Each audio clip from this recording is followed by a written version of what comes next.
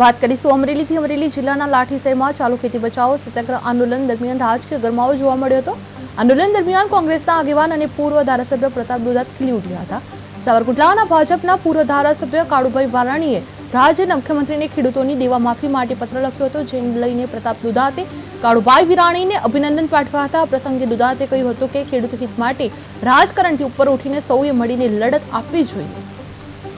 સત્યાગ્રહ સાવણી મારફત વડિયાથી અમારી આ શરૂઆત થઈ અને આજે લાઠીને બપોર પછી બાબરા આ મુદ્દો દેવા માફી સાથે અન્ય 15 મુદ્દાઓની સાથે ધરણા અને આવેદનોની આ પ્રક્રિયામાં અમારી એક જ વાત હતી કે બિન રાજકીય રીતે ખેડૂતોની આ વાત ઊભી થાય અને ખેડૂતોના દેવા માફ થાય। મુખ્ય મુદ્દામાં જેટલા લોકો અમને સાથ સહકાર આપે એ આવકાર્ય છે। ગઈકાલે અમે 2 ધારાસભ્યો અમને મદદ કરી, એને પણ અમે આવકાર્યા, એને પણ યાદીમાં લીધા અને એને પણ શુભેચ્છાઓ આપી।